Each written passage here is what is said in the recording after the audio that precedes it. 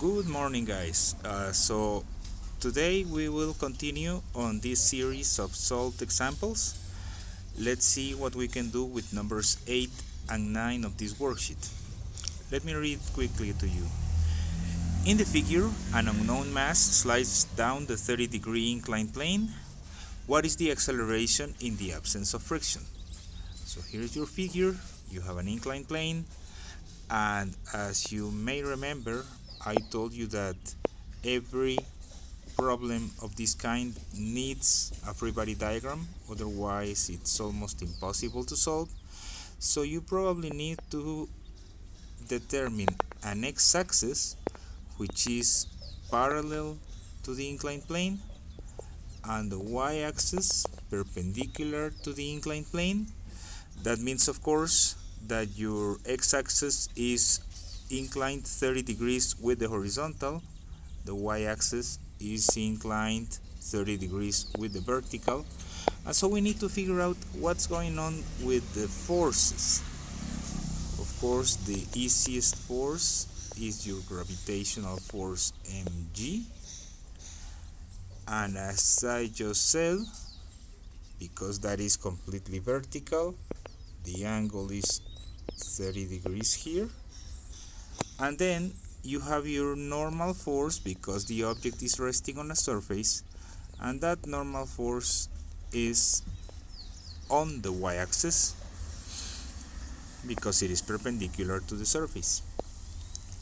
Now, unlike previous problems, in this situation you have components for the gravitational force.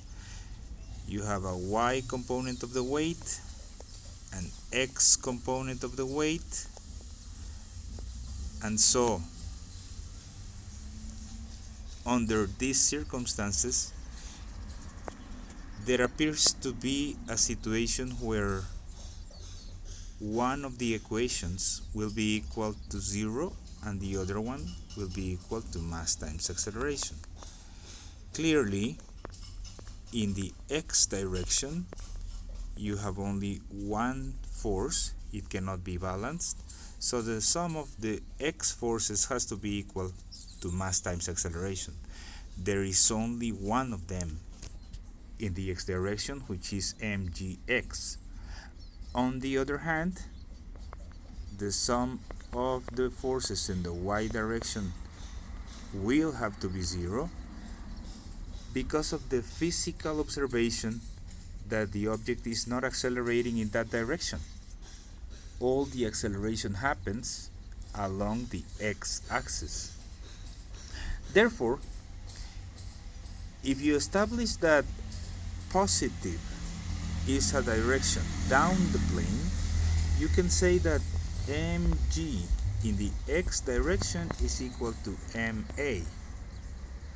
Now, given that in this triangle the x component is the opposite side to 30 degrees, then this component is mg sine of the angle equals ma, and now you can clearly see that the masses cancel out, therefore you don't need your mass to get your answer, and the acceleration is simply 9.80 meters per second squared times the sine of 30 degrees, which results in an acceleration down the plane of 4.90 meters per second squared.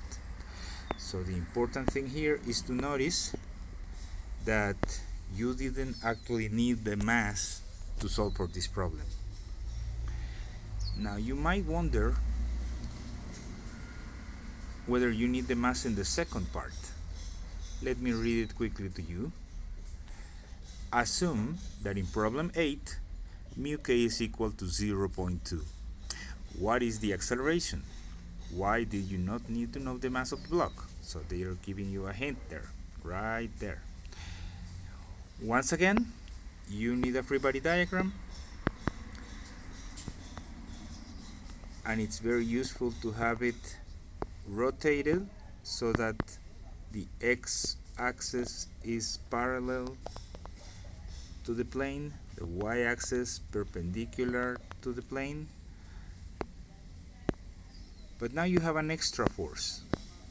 Not only you have gravitational force mg over here at 30 degrees, you also have normal force on the y-axis, but you also have a friction force, and we know that this friction force is going up the plane because the object is sliding down. Remember that one of the basic conditions of friction is that it has to go against the sliding motion. Now, this object is both accelerating in this direction and it also has a velocity in this direction. So it's moving that way. Therefore, the friction has to be opposite. Now, if the acceleration is in the x direction, then you can say, let's take positive down the plane. So the sum of forces in the x direction has to be equal to mass times acceleration. And the sum of forces in the y direction has to be equal to 0 because there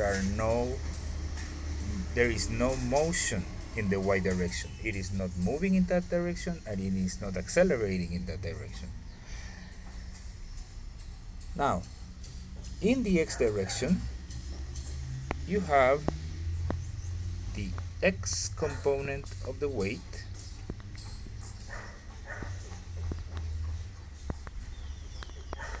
and so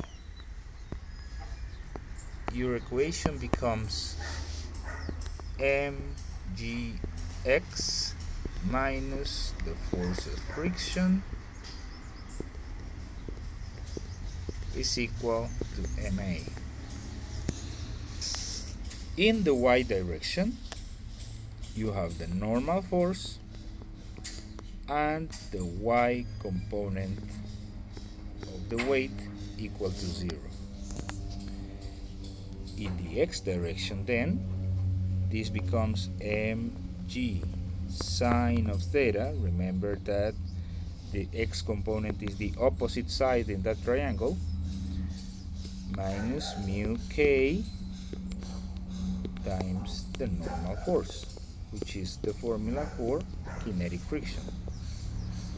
Now your normal force can be substituted by this y equation.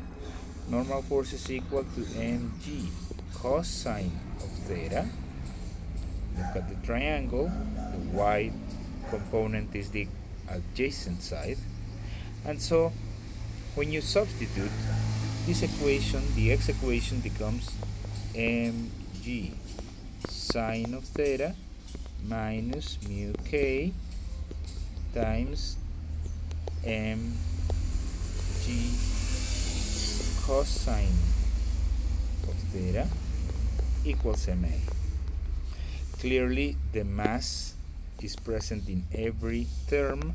You can divide the whole equation throughout by the mass, and so your acceleration becomes g. We can take this as a common factor, sine of theta minus mu k cosine of theta, substituting by the actual values, 9.80 meters per second squared times sine of 30 degrees minus 0.20 cosine of 30 degrees,